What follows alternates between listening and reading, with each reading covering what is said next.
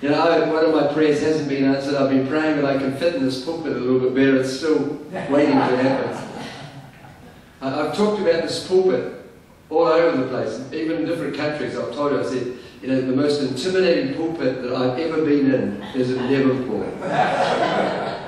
I mean, naval chaplains are very big people. So, anyway, it is a joy to be here, and I do want tonight to talk about something that I think will be helpful to you and hopefully a blessing to you at the beginning of a new year. I want to talk about the power of a decision. I want to talk about the power of making a great decision in life. You know, life always calls on us, doesn't it, to make decisions about a direction, to take a new step, or a choice to be made. Almost daily we have the opportunity to decide between alternative roads that might lead us in different places.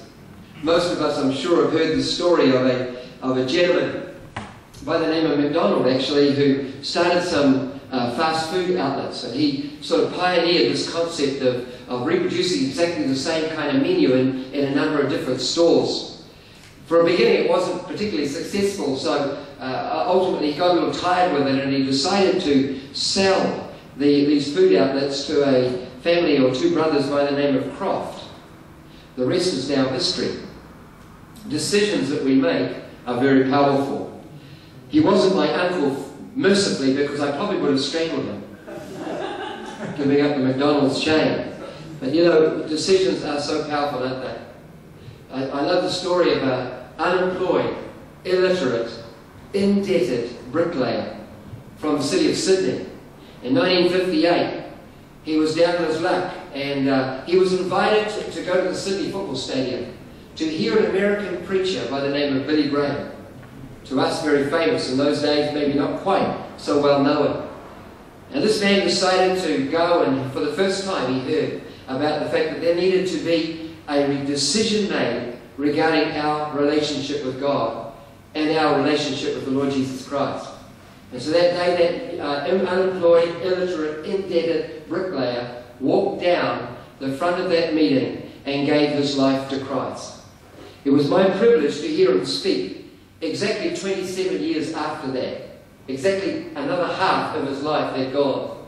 At that time, he was employed as a motivational speaker. In fact, was the highest paid motivational speaker in Australia and the 5th highest in the US. He was employed by General Motors annually to speak to their top executives, and they paid him $5,000 an hour. Decisions are very important. His name is Peter Daniels. So inspired my life because I saw the power of a decision. 27 years afterwards, he was a very, very successful man. Already tonight, the name Florence Nightingale has been mentioned.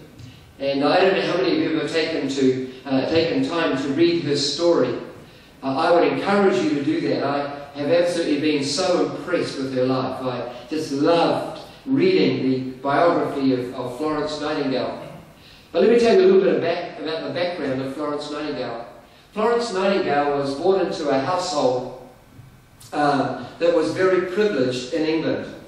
And at the time that she lived, it was expected of girls of her station in life and her age in life that they would do a number of things. They would be very available to help for charitable events. They would visit all the dances and the social gatherings and make sure that they brought honour to their mum and dad by the way they looked and by the way they behaved. And then thirdly, they would look for a suitable marriage partner and they would get married and bear children.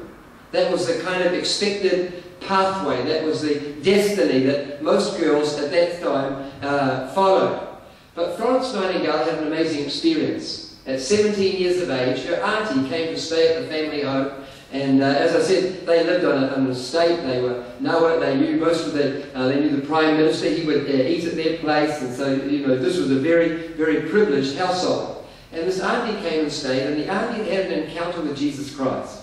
And so this young niece sat down with her, and the auntie began to describe her relationship with Jesus. She began to describe how that Jesus had become more than just a name in a book, more than just somebody that you spoke about or maybe prayed to on Sunday. And that holiday, Florence Nightingale gave her life to Jesus Christ.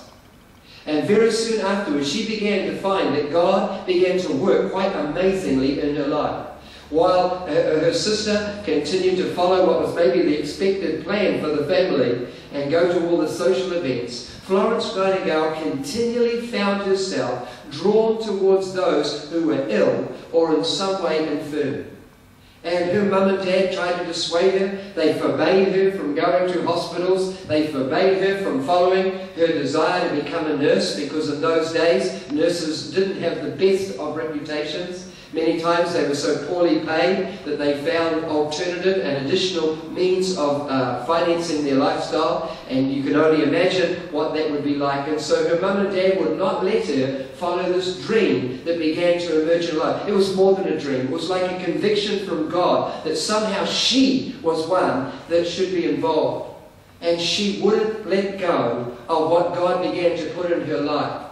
When her sister got married, she remained single. When her suitors came, she was cordial to them, but one after another she turned them away. And she remained single. Finally, an opportunity came. One of her male friends, in fact I believe he had been a suitor, was by this time the Member of Parliament responsible for health in England.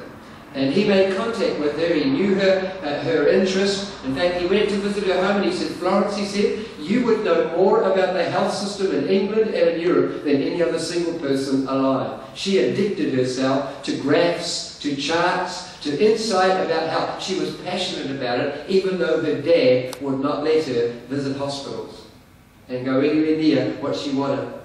And this man came to her and he said, "Listen," he said, "I have a very challenging assignment." By this time, the Crimean War had begun.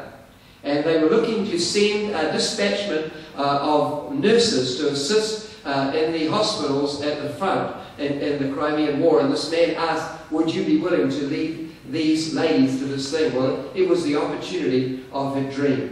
And she went to the front, she went to the Crimean War, and she began to serve alongside doctors. And you need to know that doctors, maybe even today, there are certain doctors who consider nurses somewhat lesser, how do I say it politely, not quite as important as they are to the hospital system. And in fact, these doctors wouldn't even let them go near the patients, so they busied themselves cleaning night pans and sweeping floors and generally trying to look very useful all day. But Florence Nightingale began to notice things. She began to follow the same thing she had for years. She began to make charts. She began to notice how many men came in each day and how many of them survived. She began to notice what beds men seemed to live in and what beds men seemed to die in. And she began to make notes of what she did. She found that there were 7 beds that every single man that went in that bed died. And she read it from a variety of wounds. And she suddenly thought there's got to be a reason. And going outside found it was right next to the sewage system. And so she began to speak to doctors. She began to keep persistently talking about things that would change the needs of the soldiers. You might be interested in those days, they considered soldiers, the ordinary privates, they considered them just brute beasts, easily replaced. So you know what she did? She found out how much it cost to train a soldier in England and send him to the front. And then she found out how much it cost to take a sick soldier or a wounded soldier, to fix them and put them back at the front. And she found it was a lot cheaper to fix them than it was to make new ones.